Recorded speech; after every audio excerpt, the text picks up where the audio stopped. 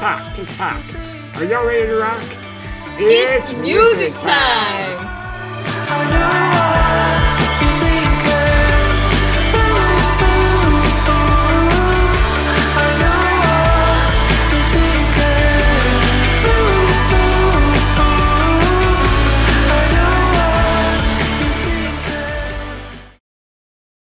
Hello, and welcome everyone to the It's Music Time podcast. My name is Morgan Mitchell. And I'm Tanner Grover, and this is what we do. And today we are doing it with Stephen Gustafson. All right, of 10,000 Maniacs, the season premiere. So happy you're here, Stephen. Well, thank you so much for having me, Tanner and Morgan. I appreciate it. We are honored. All right, let's get right into it. Tanner, take it away. So we like to start off every episode with a little game. And so you're kind enough to join us today.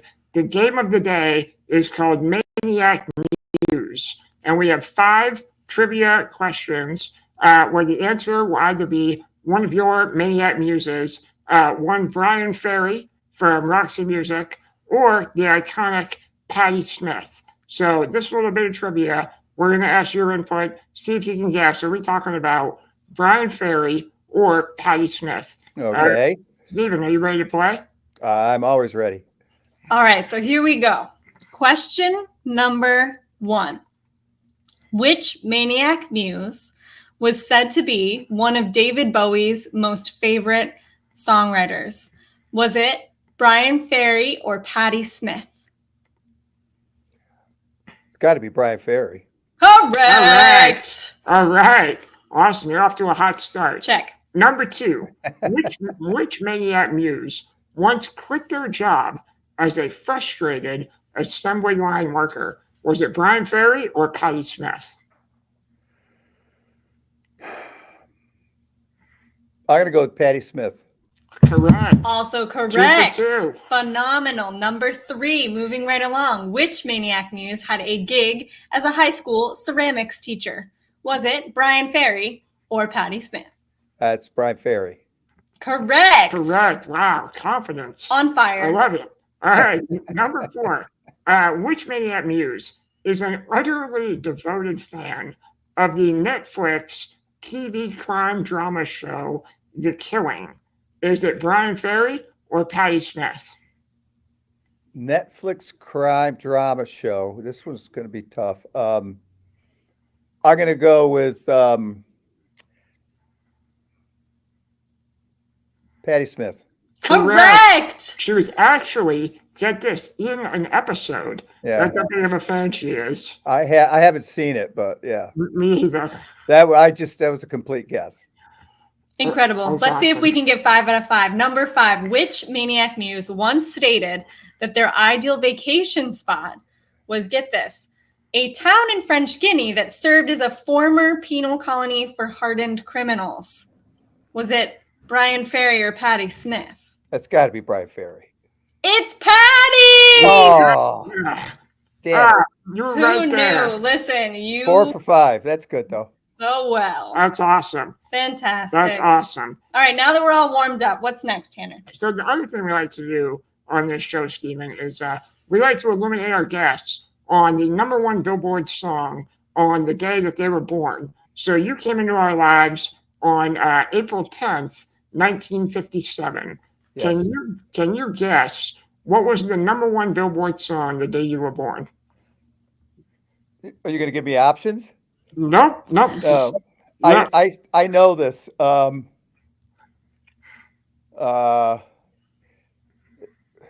Is it? Can't be Elvis Presley. Or could it? I know this. It's an Elvis Presley song, isn't it? It is. It is. All Shook Up. Yes! Yeah, is that it? Really? Okay, That's right. there's never been a guest who's guessed their song. No, you're the first I- one to ever do it. That's because I looked it up once. Wow, but yeah, that's a great song to have on your birthday. Oh, Yeah, that's not bad. classic. Power. All right, so if we may, we would love to just talk about all of the incredible things that you've done, share a bit about your bio, read through some things that you sent over, just so that listeners have a sense of like just a tip of the iceberg of some of the incredible things that you've done. So I'm going to jump right into reading some of your bio, if that's okay with you. Sure. All right. So Stephen was born in 1957 overseas as his father was USAF stationed there.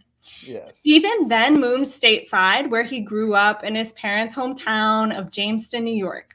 He became best friends with keyboardist Dennis Drew in 1973 when they met in high school.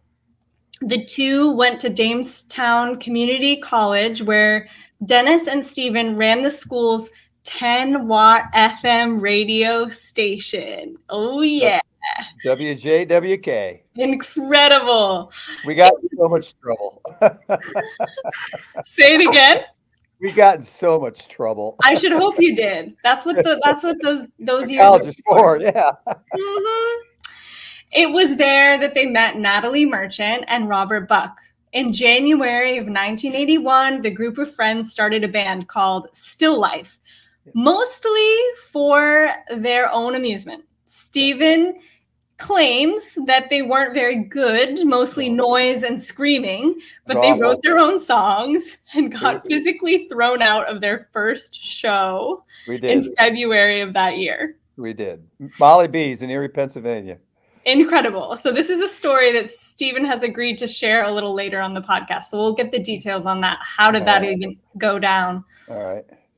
In the summer of 1981, the group joined forces with rhythm guitarist John Lombardo and played their first show as the 10,000 Maniacs on Labor Day weekend. Together now for more than 4 decades. Let that sink in, listeners. 4 decades. 10,000 Maniacs. I've got goosebumps. Me too. I mean, come on. That's incredible. Yeah, it's pretty incredible. 10,000 Maniacs remain one of America's most beloved independent bands. They've been cult heroes, mainstream stars, and alt-rock trailblazers. So originally, drawing from everything from African rhythms to bluegrass to English folk balladry, to the group streamlined its own sound during the 80s, kicking off a string of beautifully crafted singles, including Like the Weather, What's the Matter Here, Trouble Me, These Are the Days, and Candy Everybody Wants. They performed at President Clinton's inaugural ball in 1992, and around that same time became one of the first bands to score a hit from MTV's Unplugged with their version of Patti Smith / Bruce Springsteen's classic, Because the Night. Stephen has been a part of all of this since the very, very, very beginning and continues to entertain us today. So to say that we're humbled, honored, and somewhat blown away that we're getting the chance to talk to you would be an understatement. Thank you so much for being here, Stephen. We can't wait to get into it with you. Welcome. You know, here's a bit of trivia. Sure. Our single for Because the Night, and for More Than This, the Roxy Music song, charted higher than the original singles did. That's unbelievable. Wow. That's unbelievable. Who knew? You know, to take something through a different lens. You know, it's insane. So I want to just get right down to brass tacks. I want to hear about getting thrown out of this show in 1981. What were the details of this, Stephen? Yeah, what happened here? Well, we opened for 2 other bands, I think, from Erie, Pennsylvania. The Jumpers, I think the Jumpers and the Giraffes or something. And we went on first. This was our first show, our first performance in front of an audience. And we were scared to death. I think most of us played the show with our backs to the audience. And the audience was really very polite because it was pretty bad. But, you know, they were at least nice to us. And we got paid $50. And, you know, this was 1981. So people were still smoking in bars, right? And after our set, we packed up our gear, sat down to the table to watch the other bands.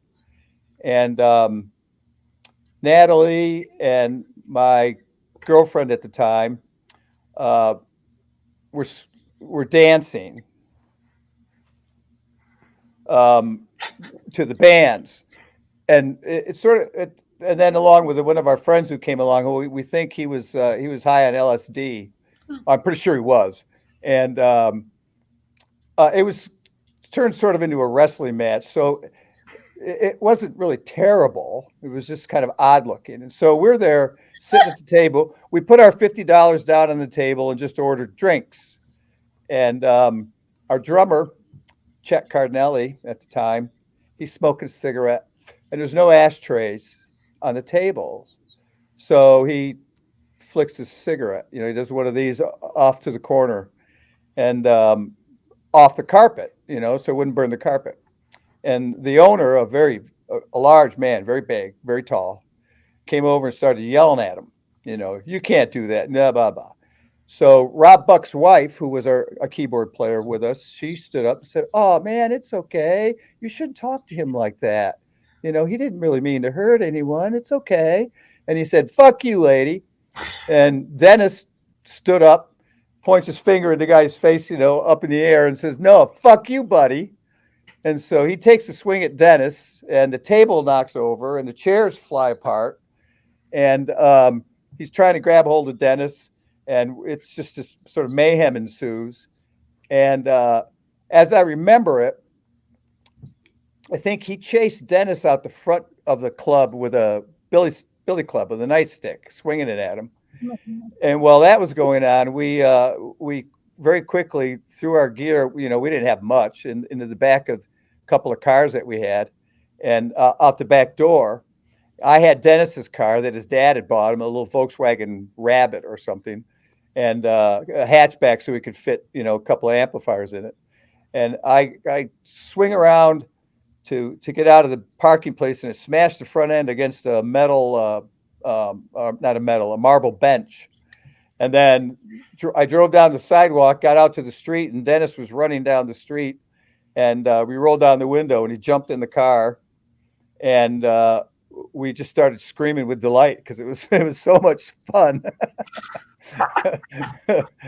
And we thought, we're going places, that's for sure.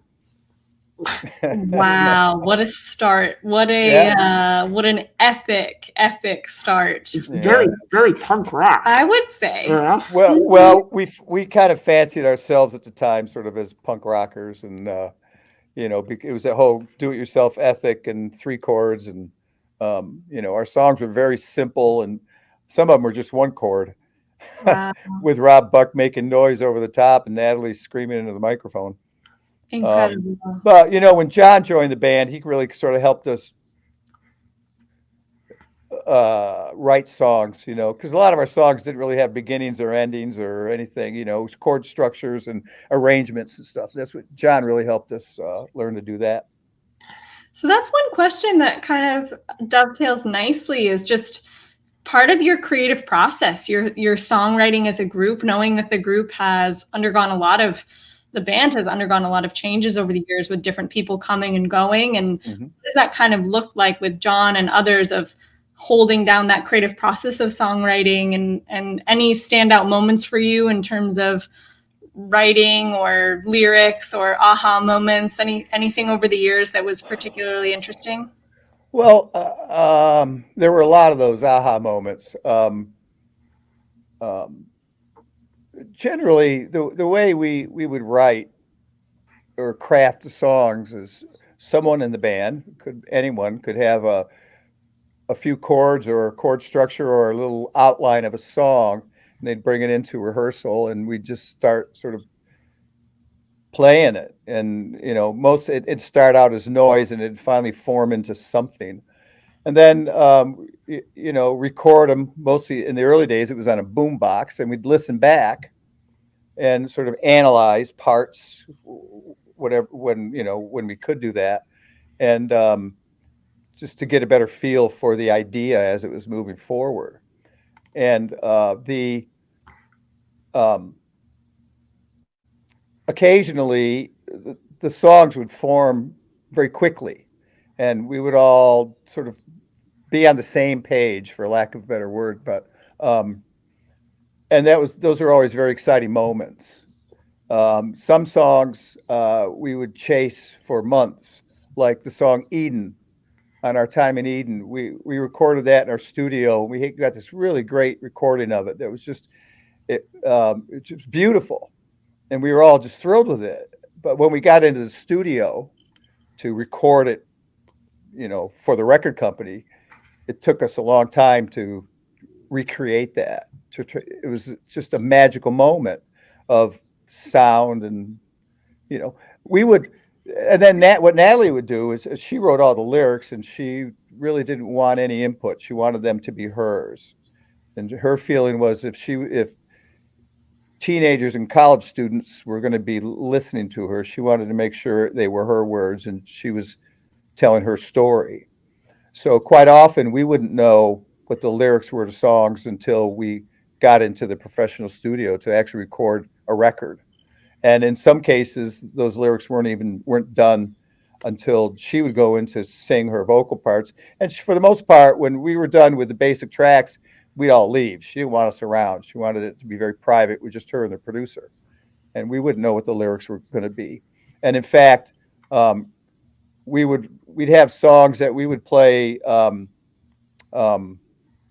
without lyrics or melody. We just play this instrumental bit. One song in particular, Among the Americans, we played it for quite a long time, maybe a year before she would get lyrics together. But we'd be on stage playing this instrumental song, and she'd be sitting on the front edge of the stage with her composition notebooks, writing down ideas that came to her.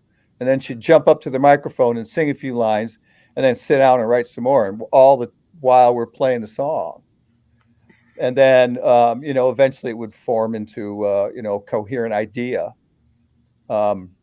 We did, in the fall of '83, we played in Athens, Georgia at the 40 Watt Club 3 times, touring up and down the East Coast, September, October, November, and December.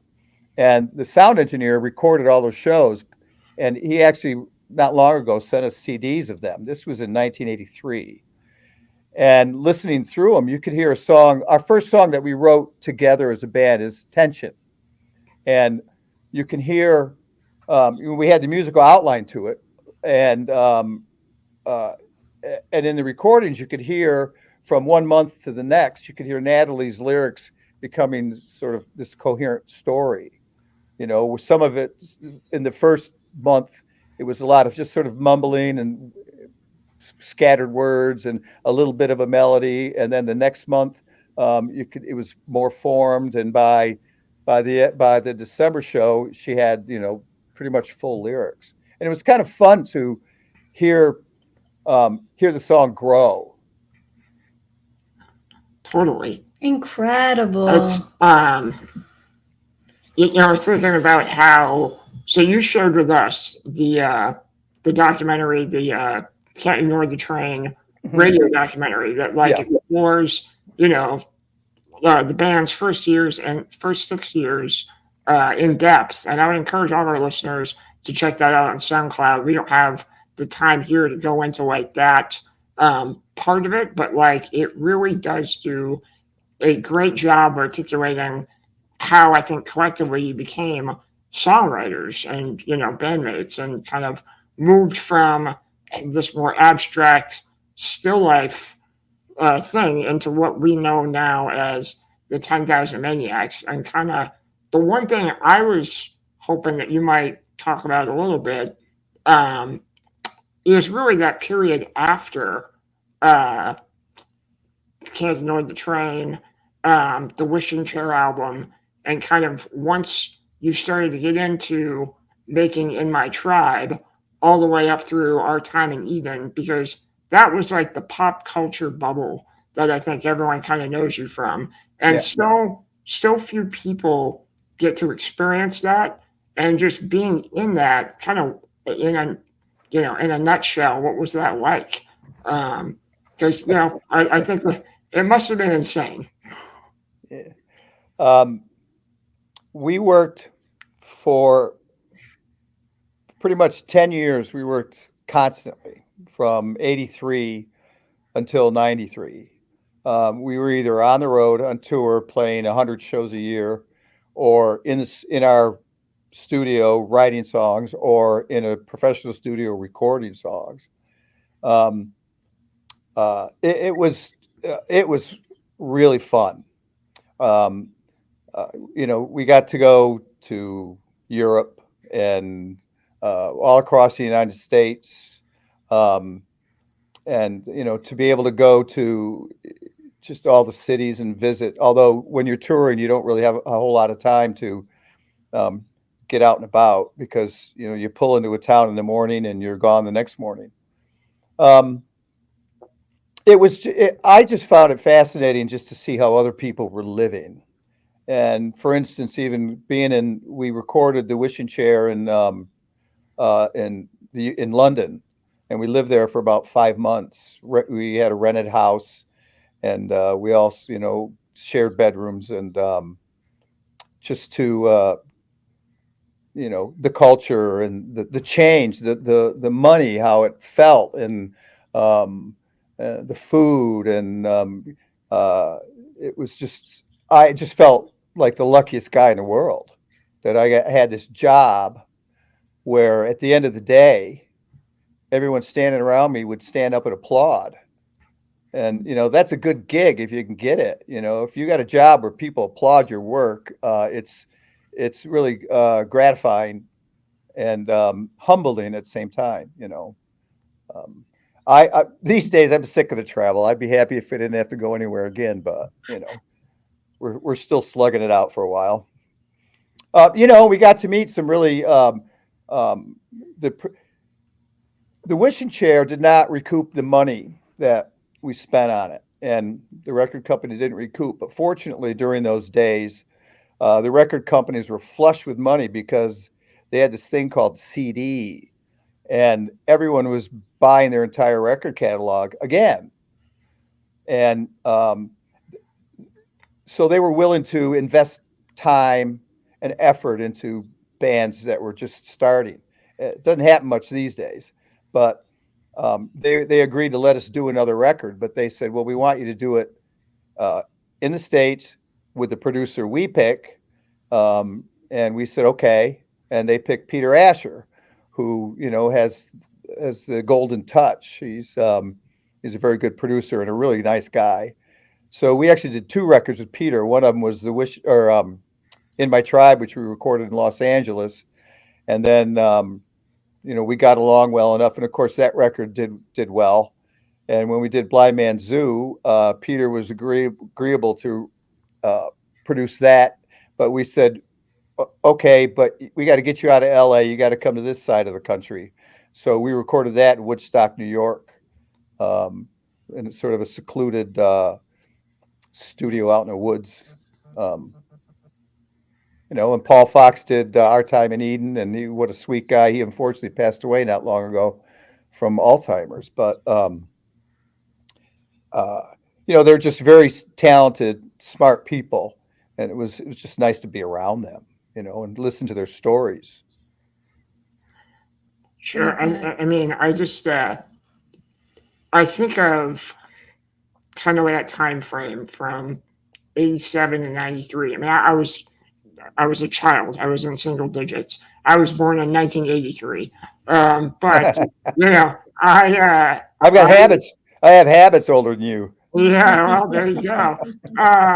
But I'm old enough to kind of come from like the tail end of that MTV generation, where those singles that were on television and on repeat are just part of my childhood and so many others. And that's kind of the way pop culture is. Like, pop culture is a straight line, but then as an artist, you kind of ebb and flow.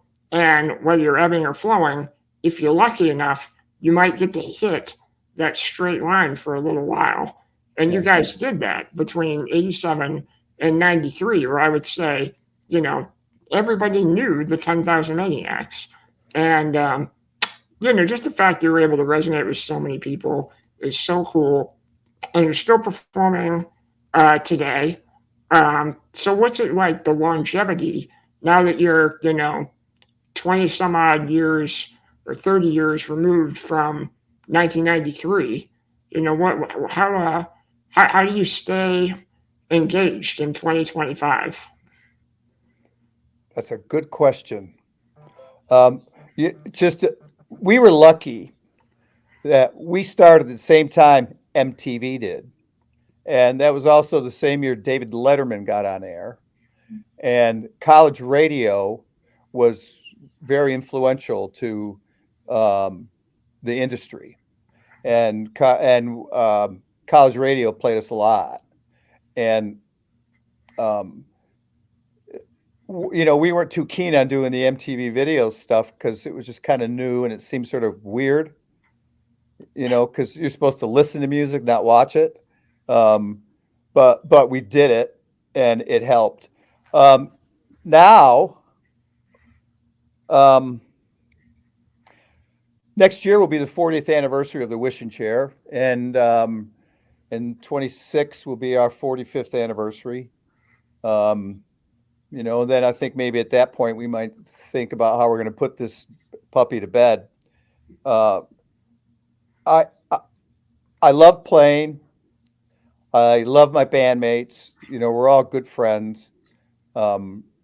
We all hug each other before we go out to play a show, and it's like it's like being in a special club that no one else is allowed in. And of course, I wouldn't join any club that would allow me to be a member. But I'm stuck with it. We're stuck with each other.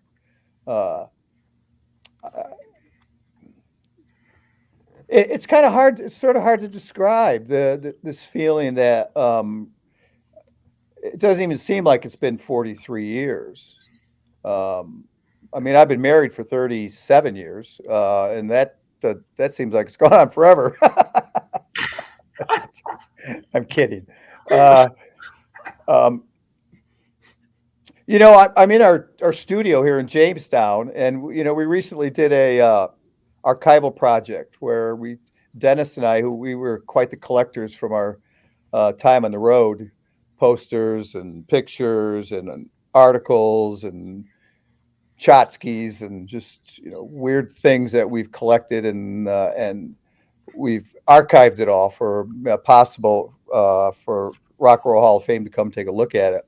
But just boxes. I'm staring at just boxes of newspaper clippings and photographs and notes and over 200 cassette tapes from live shows. And some of those early ones were awful. We were bad, but we got better. And I think today we're playing better than we ever have. One, because we play sober now, because we didn't used to, and which was a mistake, but we were too ignorant and arrogant to think otherwise. And we also invested in in-ear monitors so we can actually hear ourselves play. And part of that is, oh my God, they can hear what, the other band members can hear what I'm playing. I better make sure I'm hitting the right notes at the right time. So it helped us really focus on our musicianship. And we're playing better than we ever have. And it's still fun. And I think we'll all continue to do it until either the fun stops or people stop coming to see us.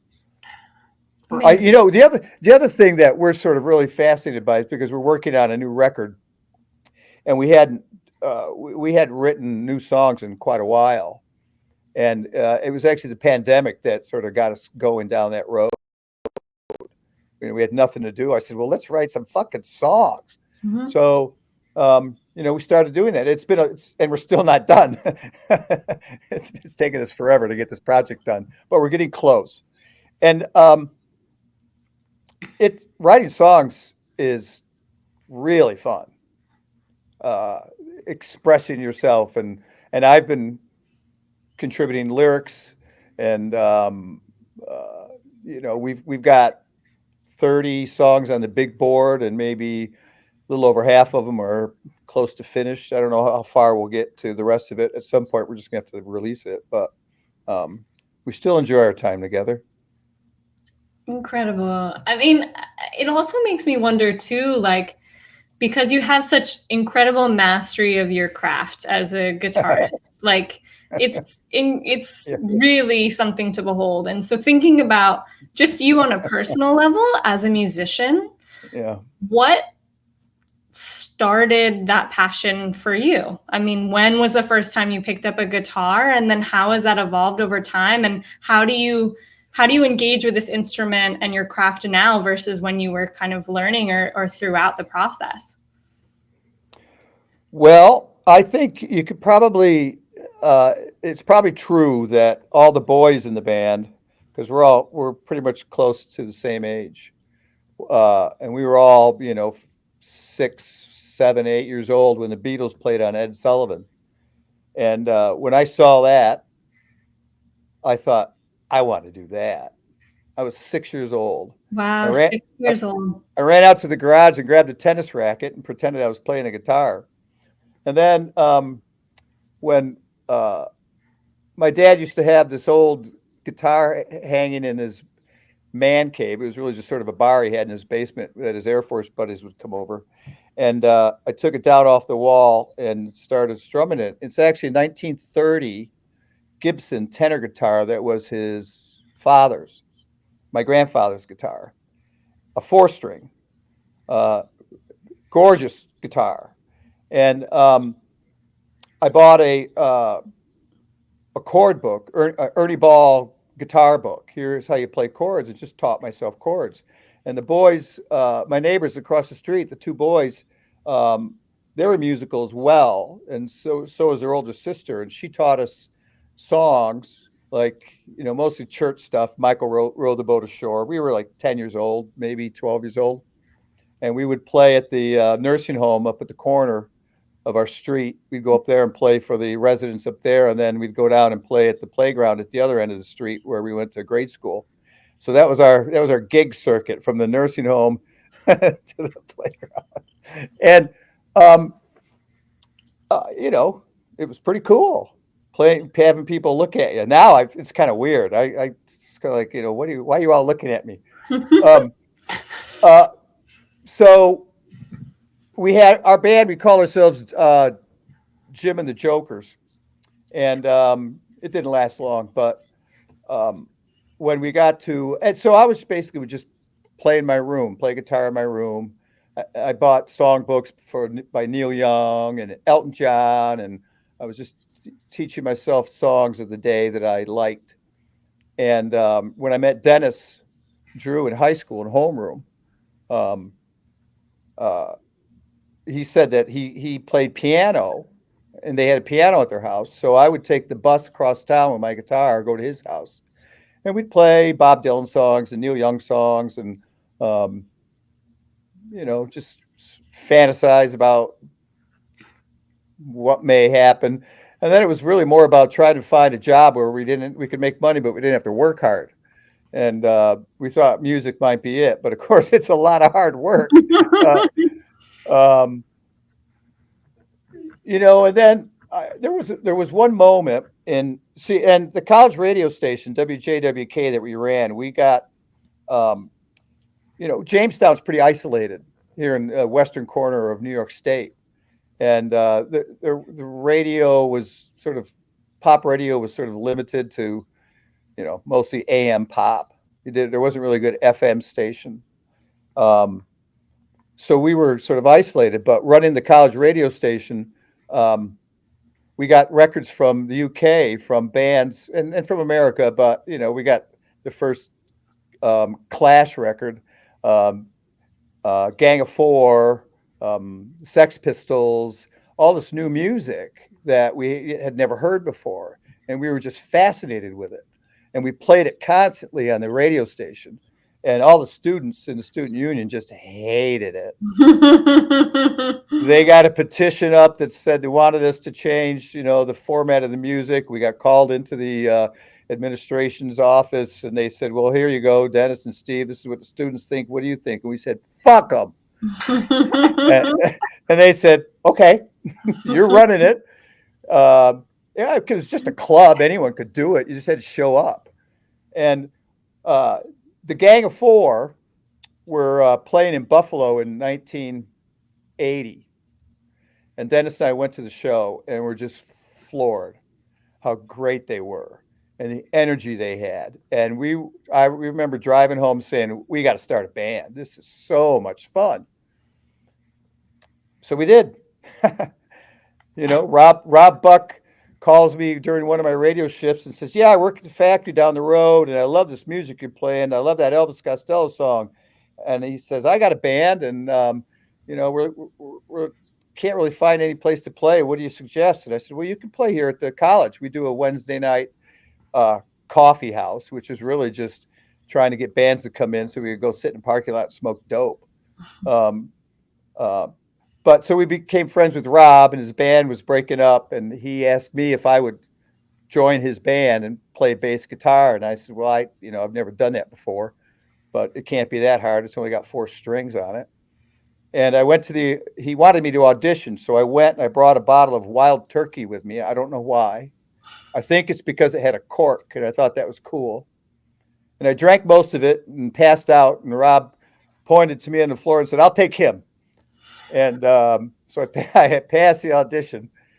And then we invited, we found this factory, this old empty factory building that had rooms for rent. And we rented one of those and invited Natalie to come down and hang out with us. And we were just making noise and, it was just loud, and just, smoking pot and drinking beer and goofing around. And, then we got offered that gig in Erie. So we kind of got serious for 6 weeks and wrote, 4 or 5 more songs. I don't know where that was going, but, my bass, I'm still getting better as a bass player. I am not a devoted, I don't rehearse every day. I don't practice every day. I'd rather go golfing or hang with my grandson or, work in the garden. I'd much prefer to do that. Music has been my life, but it's not everything to me. There are more important things in my life than music. I think that's true for everyone, right? Yeah. It's entertainment, and it can lift your mood and it can make you sad and make you happy and make you dance and make you want to kiss somebody and make you want to do lots of stuff. And it's some people, music is strictly background noise to them. But when I was younger, when I was in my 20s, music was certainly everything. Yeah. Just listening to it, buying records, checking it out, reading the notes on the sleeve, who produced it, where it was recorded, who the musicians were. I think everyone in the band was very much into music like that. We were very serious music listeners, and we'd always turn each other on. Hey, did you see this record? And like John Lombardo turned us on to all that British folk music, which I'd never heard before. And it was just marvelous stuff. And that, of course, had a big influence on our songwriting early on when we started. When John was there for the Wishing Chair, it had a big influence on us. But it's a job. It's a part-time job. None of us are getting rich doing this. We were rich for maybe 1 year, and then but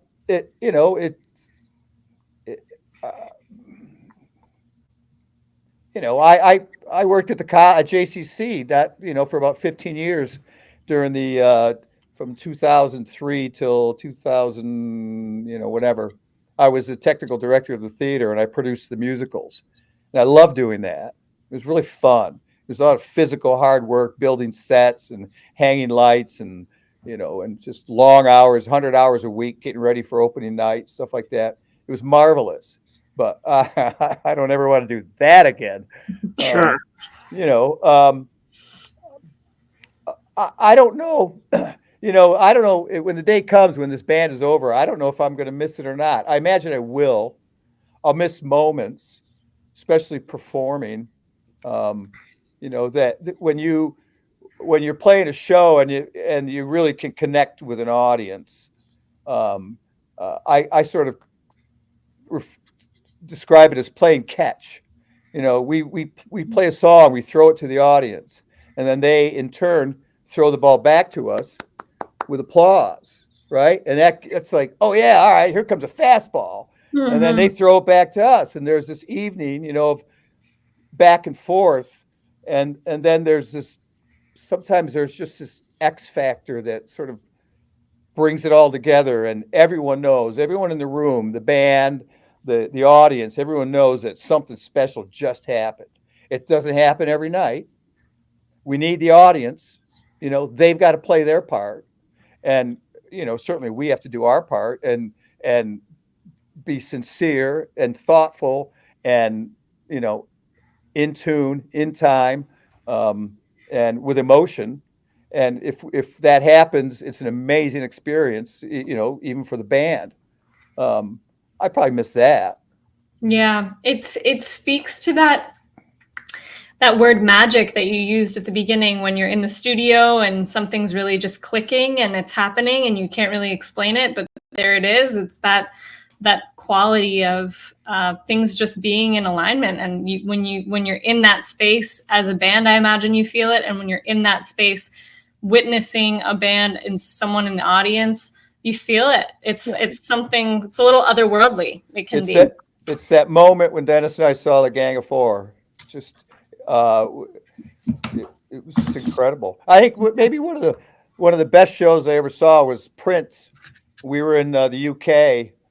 I don't know if we were on tour or it was '88. We were probably on tour and had a night off, and he was playing at an arena, and somehow we got free tickets, so we went, and it was amazing. Wow. I felt like I was floating when I left that show, and I wasn't stoned and I wasn't drunk. I was just I was drunk with Prince. It was just like, wow, that's real. How do you do that? Totally. And it's still probably one of my favorite shows. I think that and the Gang of Four. Right. I was a Deadhead for 2 summers and saw the Dead about 15 times, and it was fun, but we were high on LSD, so I didn't really know. Sure. Well, nothing compares to Prince. That must have been an incredible, unspeakably amazing moment. Yeah, it was. Before we get into our deep cut, we are going to transition. I just wanted to gush for a minute. I had a chance to see the Maniacs perform in Waldoboro, Maine in April 2024. First time I saw it perform at the Waldo Theater, and it was a small theater. I mean, it might seat, I don't know, 250 people, but I think it was 300. Was it 300? Okay. Yeah. I was on the front row for that show. Wow. And I think it was sold out. And it was. Just the not just the musicianship, but the stage crew and the setup that you brought to that tiny theater blew me away. I was like, it felt like an arena show inside of a theater, which I thought was so cool. That's the magic of our crew. We've got a really good crew, and we're good friends with them. Our guitar tech is my son, which is really fun. He's 31, and it's he's like my best friend. We hang out all the time. And our sound engineers, he's incredible, and he's been working with us for over 20 years. So he knows our sound, very intimately. And he's really, really good at what he does. And our LD, our lighting director, was actually a student of mine at JCC when I was doing the musicals. He came in as a student and just taught me a lot of stuff. He was an 18-year-old out of high school. He knew better practices for building sets, and then eventually he taught me that stuff. And he eventually moved into. He was fascinated with lighting, so I just said, "Have at it, Scott. Knock yourself out." And he got to a level of knowledge of lights, and I said, "You want to go out and do lights with the band on the road?" And he said, "Absolutely." And he's grown. He was pretty bad at first, but he's grown, and he has his own sort of lighting package that fits in the truck that he brings, mostly moving lights that he sets in the ground, but he's gotten very good at it, and it adds to the experience, for the audience. I just got an email from a guy complaining about the lights in his eyes at one of our last shows, and I just said, "Close your eyes." I love that answer. That's perfect. All right, and I also said, I'm on stage for an hour and a half, and the lights are in my eyes the whole time. He said it was awful, and I said, and I replied, what's awful? Losing a pet. Lights in your eyes is not awful. And he replied, yes, I guess you're right, but maybe when you're older, you'll understand. And I said, dude, I'm 67 years old. I understand. Close your eyes. I don't, I don't I don't want to be mean to anybody. I mean, he was a fan. He paid to be there. He loved the show. He was sitting in the wrong spot. He's got to get some of those, white sensitive sunglasses that Bono uses or something. Well, yeah. And we'll have guys, come up and say, "Man, that was loud." And I'll say, "Well, where were you?" And he said, "I was standing in front of the speakers." I said, "Earplugs. Move back." It's only 90 dB at the soundboard, but when you're standing in front of the speakers, it's probably 98. People are funny. Oh my gosh. People All right. Well, with that, we will move on to our deep cut, which is the next section of our podcast as we kind of head towards the end. We go a little bit deeper. We ask you kind of a, strange question where you can kind of tinker and think a bit. So on this episode, we're feeling cinematic. This is our first episode on season 2. And we want to talk about music with visuals. So what are some of your favorite music videos, or what's a song that maybe never got a video but it evokes an imagery? And if you could create a video for it, what would that look like? A song that really takes you into that visual space. Well, if your question is about the Maniacs videos, oh God, I forget. The guy who produced, the boys in the band were really interested in being in the videos, and we pushed Natalie very hard to be out front and the face of the band, because we knew that was the recipe for success. Because that's what people want. They want one person to look at, one person, they have to focus on someone. And we pushed her to do that. And so she started doing the videos without us. And we were quite happy with that. I thought the video for Like the Weather was very clever. And it was actually produced by a British guy that was in the British TV show The Young Ones, which was sort of a comedy that we actually we saw when we were in London making our first record there. It was just hysterical. And then he started producing music stuff, and I just think the chicken, and I don't know why he had a chicken in it, but I don't know. I thought that was kind of cool. The video for What's the Matter Here? It was shot here in Jamestown, and with some young kids in it from the Boys and Girls Club. We shot bunch of the scenes there, and we got the kids to do some things in it. And one young boy, 20 years later, was at a show of ours, and just looking at us, and we didn't know who he was, and he said, "I was in that video." And we were about to, when we released Love Among the Ruins, the first single off that was More Than This. No, not Love Among the Ruins. Yeah, Love Among the Ruins. And we were on Geffen Records. And it was right about the same time the record industry, they made all this money producing CDs, but one thing that they didn't realize was that they're just digital files and they could be shared. And they got caught with their hand in a cookie jar and their pants down, because all of a sudden the bottom fell out of the music industry. So we're on Geffen. We did that. We did the More Than This video in Wisconsin at the House in a Rock, which was pretty fun. I actually enjoyed that. We had to shoot it at night, and when the place was closed, where the public wasn't allowed in, and it did quite well, but the album was not selling, and we were in L.A. and our manager was going to go to a meeting with some of the people over at Geffen, and we thought we'd show up, surprise him, and busk the song "Rainy Day," which we thought would be a good single. We were really quite excited about that, and he said, "I don't think it's a good idea," because he went to the meeting and Geffen told him that they were dropping us from the label. I thought that song it's got good possibilities for visuals. I'm not, I like movies, but it's really not sort of my talent to develop an idea for video. And I don't know what I'd do, but I'd feature the lead singer a lot. I think that's the recipe for success, That right? makes there. sense. Yeah, right. That makes sense. That was incredible. And what about you, Tanner?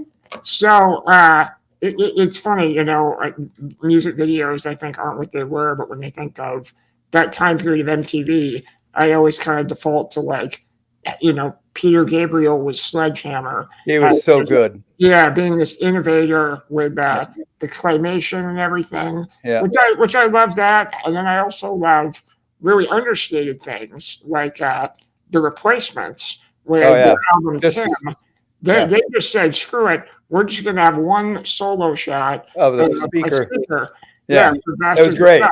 I loved it. I thought Yeah. it was fantastic. It was great. I like the aha thing too, with the pencil sketching, and that was pretty clever. Oh yeah, Take Um, on Me. Yeah, Yeah. Take on Me. I like that. It's funny. That's the first. America actually had a national radio station then, MTV. Everybody was watching at the same time, listening to, discovering music at the same time. Everybody, not just a regional radio station turning on, the people in Buffalo, New York, but everybody. And we were very fortunate to be around at that time. It was quite a creative period, I think, for bands and for upcoming directors. It really gave them an opportunity to work their craft. Yeah, my sense of it, just looking back, was like there were no rules. Like it was kind of the Wild West Yeah. in a way, where people were kind of figuring it out. And what is a music video? What are visuals? How can it accompany or illustrate a song? And Yeah. Right. yeah, so I think for me, looking back at that time, just seeing like the genesis of what music videos were, and kind of it's different today because it's all on YouTube. I mean, you still have Yeah. video premieres and artists doing it, but it doesn't have that mass. You got to tune in for the premiere on Saturday of the new 10,000 Maniacs video at noontime. That's not happening now, unfortunately. But Well, and one of the worst music videos ever made was Peace Train. No offense to the director, but whew, that's awful. Have not seen that one. Have you? I haven't, no, but I'll have to look that I'll up. have to look it up. I love your humility in that, by the way. Really, no offense to the director. It was, we were on a raft. Of course, you always have grand ideas, and directors are no different. And sometimes those grand ideas don't come to fruition. He wanted like a couple hundred kids running down this hill to see us. We were on a raft, a motorized raft. It was a sort of a flat boat with boxes on it. And we were sitting on this raft boat in the Housatonic River in Connecticut, going up and down the river, shooting it from different all day long, just back and forth, back and forth. But when we would turn around and go upstream, the front of the boat would sink under the water. And we're sitting on this raft, you know, right on the peace train. Oh shit, we're gonna drown. And he had a camera on the front end of that boat with the cameraman and him, and they were knee deep in water. Oh The, no. the boat was going to sink.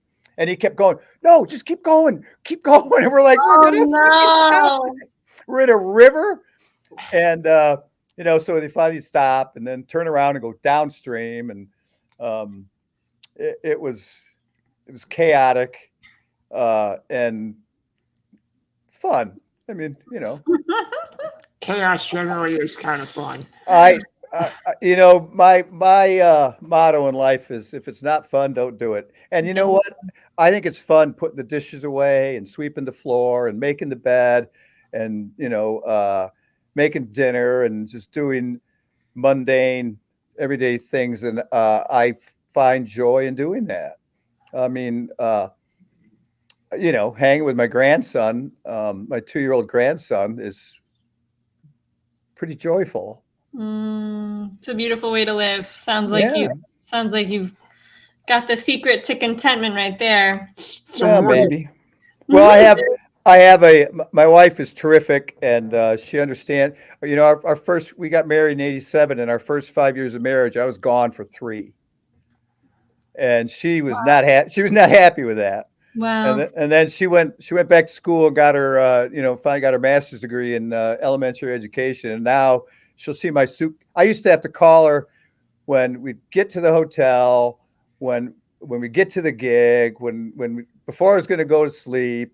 You know, it was always collect phone calls from Europe and stuff, trying to get through. And now she'll see my suitcase by the door in the morning and say, "Oh, are you leaving today?" I said, "Yeah." She said, "Where are you going?" "Oh, we're going to go to Chicago for, you know, 3-4 days." She said, "Okay, see you when you get back." Wow. Yeah. Yeah. And then, you know, I'll say, "Hey, we're going to play in New York. You want to go?" She's like, "No, I've seen you guys play." Oh, love. Well, Yep. How about the mix it up section? What do you think, Tanner? Sure, yeah, let's get into that. So, all right, for every episode, we have a playlist that accompanies each episode, and we've asked our guest Stephen to contribute 4 songs. I've contributed 4, as has Morgan. We are going to add "All Shook Up" by Elvis Presley to that mix, your birthday tune. But Stephen, is there one of those songs that you contributed that you'd like to highlight and maybe talk a little bit about why you chose it? I forgot what I gave you. I can help you look it up if you want. Let's see here. I know I did the Bob Marley song "Mix Up, Mix Up," right? which I love. I'll tell you that, you know, I saw Bob Marley when I was 19 or 20. I was at Dennis's apartment. We were just smoking pot, you know, like it's late at night, and Don Kirshner's rock concert comes on TV. And you guys are probably too young to know anything about that, but every Saturday night, this show would come on and they'd feature bands at midnight, or maybe it was a midnight special. I can't remember, but there was Bob Marley, and I'd never heard anything like that or seen anything like that, with his dreadlocks flying around. And I was mesmerized. Of course, it could have been the weed, but the next day I went to the music store and they only had one of his albums, and I bought it. And then I eventually got all the stuff. And reggae music. I love the ensemble playing. I love the beat to it. It just really speaks to me. But what else? So I had that, and I had. Did you find my? Yep. So we Piper, have "What Piper. We All Want." Oh yeah, Gang of 4. Mm-hmm. And then "This Must Be the Place." Was that yours by the Talking Heads? Yes. One of the greatest love songs ever written, in my opinion. It's a phenomenal song. And then Piper and Alex. I think that was the 4th one. Yes, that was my daughter's band. Really? Yeah. Wow. Do you have that? We do. We were able to get it on Spotify. Yeah. So um, when my kids, are we running out of time? I could talk for We've I got could talk about for hours. 10 more minutes, so I think we're in good shape. Well, I'll make it quick. My daughter, I would just leave guitars laying around the house, and if my kids wanted to, you know, get an instrument, learn how to play it, I'd buy them whatever they wanted. And both my kids in junior high started playing clarinet, and I just left. You know, I had a little cheapo electric piano and just guitars, and they would just pick them up and start playing like I did when I was a kid. And and my parents, whenever I wanted, you know, when in junior high, I wanted to be play trumpet in the band. They bought me a trumpet. When I wanted a guitar, they bought me a guitar. They always encouraged it. Um, so both my daughter and my son had bands. My son still does. He plays bass in a metal band, and I Greta had some friends that she met at college, and they started a band, and I insisted that they do all the rehearsing at our house. We have a extra room above the garage, and we set up a little studio for them there. And they'd come over on Wednesday nights, and I'd make them soup. I'd be in the kitchen making soup, having cocktails, and I could hear them. And I'd hear something I like, and I'd run up and say, "Oh, that was really good. Do that a couple more times." You know, sort of quasi-producing these songs. And they got into a inexpensive studio nearby and made that little EP. And I was just so proud of her. And they were so good. I thought they were just terrific. And then she fell in love, got married, had a child, and she doesn't do the music anymore, which is her choice. I can't wait to listen. Piper and Alex. Piper and Alex. This is All Amore. Is that? All Amore. Yeah, that's their band. All Love. Oh, sweet. Morgan, what about you? What's one song you want to highlight? I added a few. The one that might be fun to highlight is just I love Maggie Rogers so much, and Light On from her Alaska album. That one is just like, I don't know, such an anthem. I love her vocals, so I added that one to the list. What about you? So just the one I want to highlight is one of my favorite bands, Future Islands. They're from North Carolina, and the song I chose was Vireo's Eye. And so Future Islands is they're a 4-piece now. They were a 3-piece at this time. They have a really enigmatic frontman, but it's a frontman, a singer, a keyboardist, and a bass player. And William Cashin is the bass player. And since we have a world-class bass player with us, I figured he's right there. He's wearing a cool hat. I think he just left. I really wanted to highlight that song. I thought you might enjoy that as well. I have not heard of either one of those.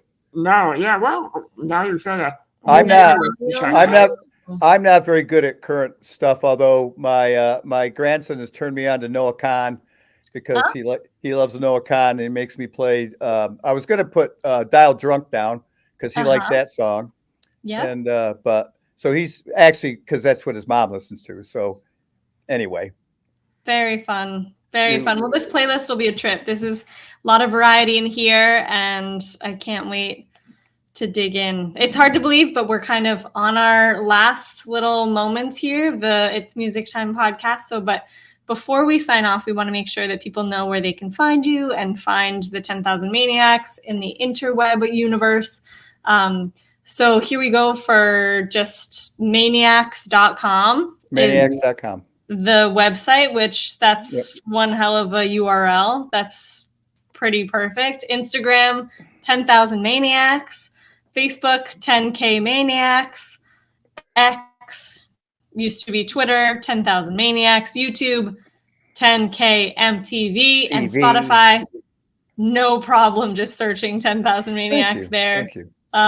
So thank you for all of those contacts. People should have no problem finding you. Anything else in terms of where people can find you, or we sort of covered the bases here? Well, you can probably find me at the liquor store on my way home. Okay. No, I think that about covers it. And I administer all that social media. Oh, you do? Okay. Yeah, that's all me, and that's why it's not very good. But I do all that work. I was the first band member with a smartphone Wow. and a computer. I bought my first Macintosh computer in 1988. Wow. I should have bought stock, is what I should have done. I was the first one with a Facebook page of my own, and so then I said, well, geez, we should probably have our own. So I just started doing that, and Perfect. No, it's one of those things. It's a necessary thing these days, I think, and occupational hazard. Yeah, good for people to know where to find you. And for us, it's Music Time Podcast on Spotify, YouTube, Instagram, and Facebook. Yep, and don't touch that dial. Stephen has been kind enough to contribute an encore performance for us via the YouTubes. This is going to be 10,000 Maniacs performing These Are Days live 2024, University at Buffalo. What a great clip that you've provided. It's going to be really awesome. Yeah, it's a fan video, so it's not very professional, but no, it's great. I love the confetti too. It's raw. I love it.